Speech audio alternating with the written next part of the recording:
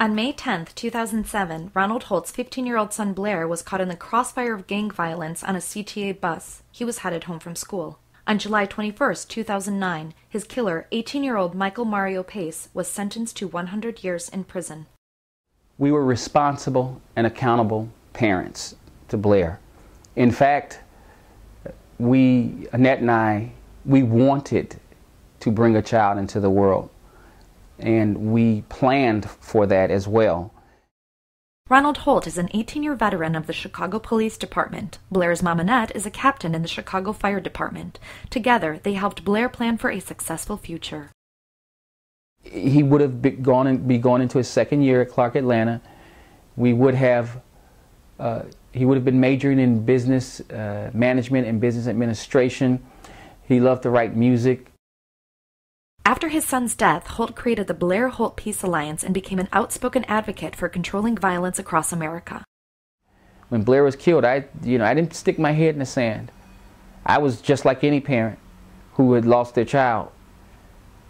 I was angry, bitter, overwhelmed, outraged, mad, and I guess I turned all of that into a cold rage, and I harnessed it to be helpful to others.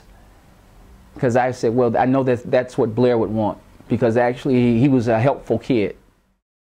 Holt recognizes that attentive parenting is a key component of keeping kids off the streets.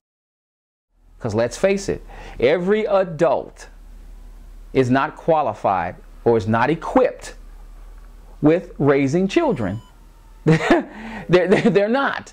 And let's face it, and the ones who are not equipped with those components, those core components, are normally the ones who have children who get into trouble in society. They get into trouble to the point of committing all types of crimes: murder, burglary, rape, molestation.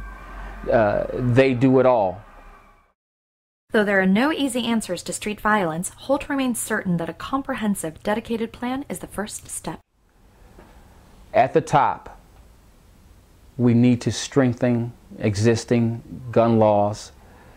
We need to make sure that there are going to be serious consequences to the actions of violent individuals who shoot and kill people, especially people who are innocent, unarmed, defenseless, and were brought into and their lives were taken because of someone else's issues, which are normally mundane and trivial issues.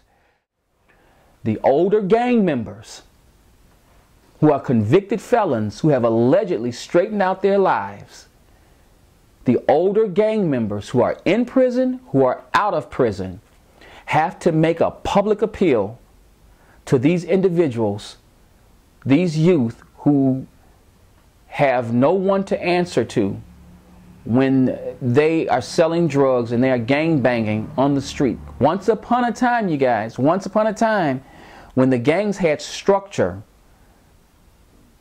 they had a foundation, there was order.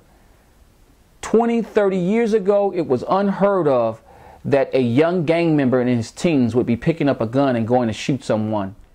So when you have a youth that is involved in positive activities all of the time, it works.